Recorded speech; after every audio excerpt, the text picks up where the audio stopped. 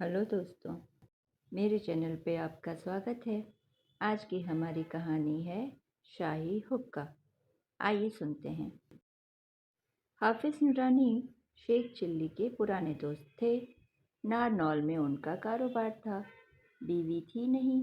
बड़ी हवेली में बेटे और बहू के साथ रहते थे।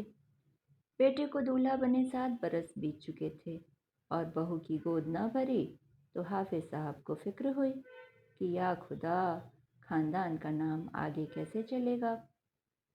उन्होंने एक खत लिखकर शेख चिल्ली को राय मांगी।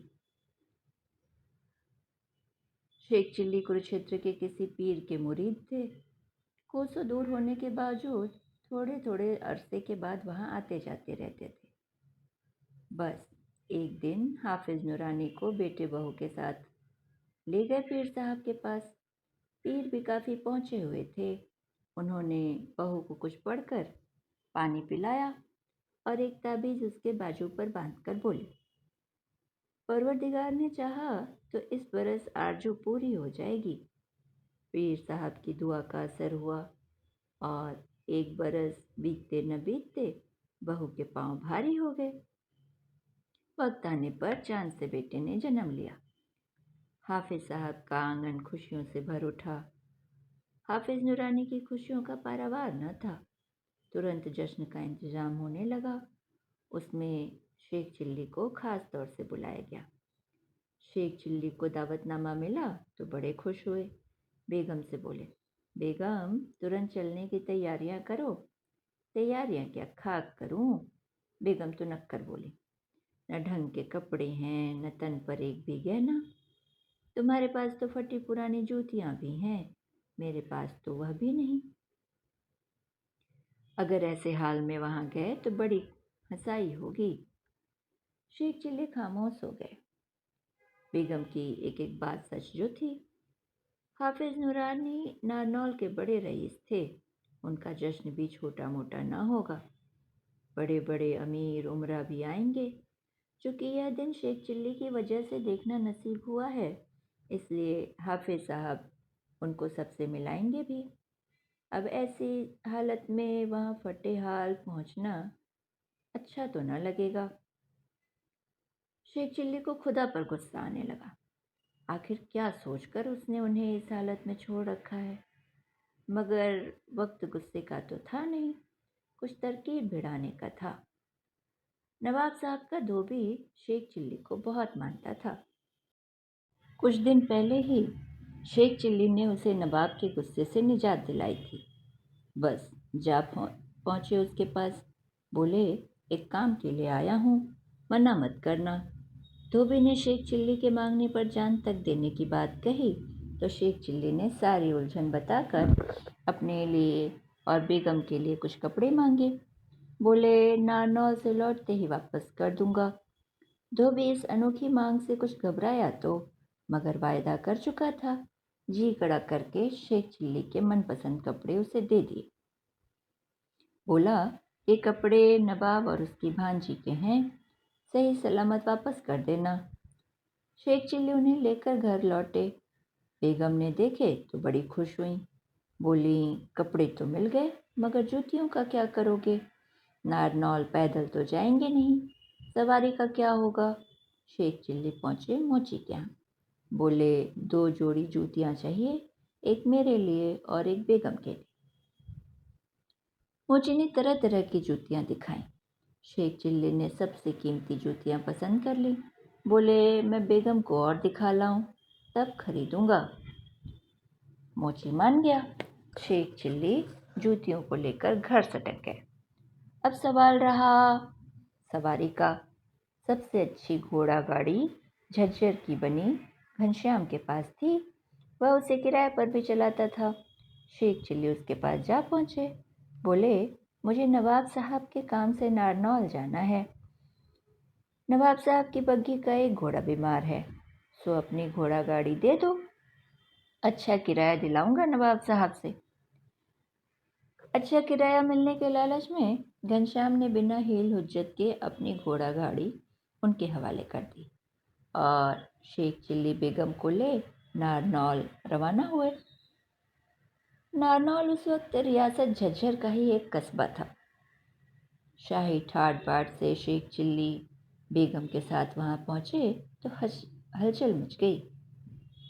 जश्न से एक दिन पहले पहुंचे थे, इसलिए पहले ही मेहमान थे।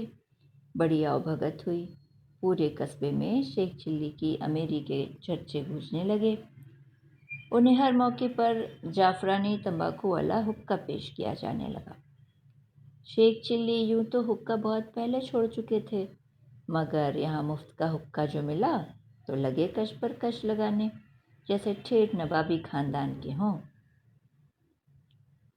मगर इस जश्न के मौके पर सारा गुड़ गोबर हो गया। हाफिज नूरानी के कुछ दोस्त नवाब के घराने से भी जुड़े थे।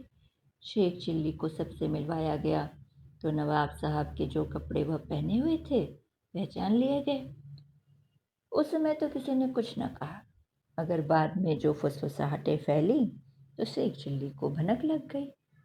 बस हुक्का पकड़े पकड़े भागे जनान खाने की ओर। बेगम से बोले, जल्दी करो, यहाँ से तुरंत चल देने में ही भलाई है, कपड़ों की बात फूट गई है। ऐसा ना हो कि नवाब को पता चल जाए और धोबी के साथ साथ हम भी रगड़े जाएं। बस फिर क्या था, दोनों जश्न के बीच से जो निकले तो नारनौल के बाहर ही आकर दम लिया। सत्यानाश जाए, कीड़े पड़े उनकी आंखों में, जिन लोगों ने हमारे पर नज़र लगाई। बेगम इतना तमतमा के बोली। फिर बोली, कितना मज़ा आ रहा था, सारी औरतें मुझे सिर आँखों पर बिठाए थीं। तभी उनका ध्यान गया हुक्के पर, जो अभी भी शेख चिल्ली के हाथ में था। बोली, ये हुक्का क्यों उठा लाए?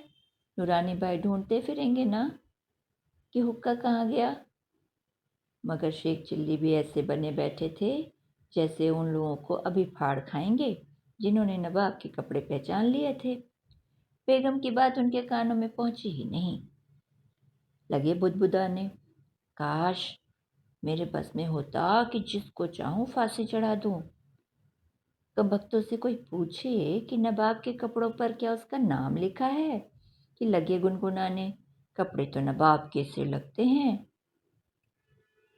मैं अल्लाह ताला का इतना नेक बंदा, दिलो जान से उसकी इबादत करने वाला, 5 वक्त नमाज पढ़ने वाला, पीरों और फ़कीरों की कदम बोसी से पेट भरने वाला, फिर भी पता नहीं मेरी इतनी बेइज्जती उसे कैसे गवारा होती है।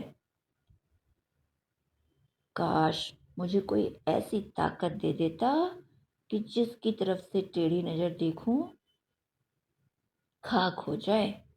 अल्लाह, ऐसी ताकत मुझे मिल जाए तो मैं इन सबको देख लूँगा।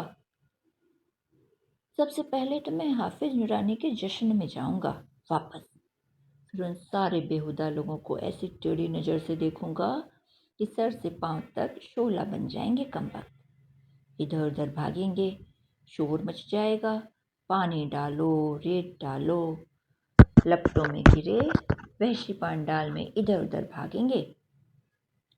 दूसरे लोग उनसे जान बचाने भागेंगे, पांडाल में तो आग ही लग जाएगी। ना ना ना ना, पांडाल तो बेचारे हाफिज नूरानी का है, उसमें क्यों आग लगेगी। मगर वे भागते दौड़ते मुझसे आकर लिपट गए तो? अरे कैसे लिपटेंगे, मैं उन्हें टेढ़ी नज़रों से देखूंगा ही छत पर चढ़कर। लेकिन अगर जनान खाने में जा घुसे तो वहाँ भी बुरी तरह भगदड़ मच जाएगी। सारी औरतें भाग भाग कर कमरों में जा छिपेंगी, अंदर से सांकल चढ़ा लेंगी। मगर बेगम, बेगम कैसे भागेंगी, वह तो बिना किसी की मदद के उठ भी नहीं सकती। या परवरदिगार खैर करना, वरना बेगम को कबाब बनने में देर ना लगेगी। 2-4 बाल्टी पानी तो उनके कोहकाफ जैसे बदन पर 5-10 बूंद जैसा साबित होगा। मगर 30-40 बाल्टी पानी लाएगा कौन? लोग तो जश्न में मशगूल होंगे। उन्हें हादसे की खबर देने के लिए मुझे ही चिल्लाना होगा, आग लग गई, हाय हाय आग लग गई, बेगम आग में घिर गई, दौड़ो दौड़ो। और तभी बेगम की धौल उनके सिर पर पड़ी। जैसे धरती पर गिरने से जागे शेख चिल्ली। देखा, हुक्का उन दोनों के बीच गिर पड़ा है, घोड़ा गाड़ी में धुआं भरा है और धोबी से उधार मांगे कपड़ों में चिंगारियां उठ रही हैं।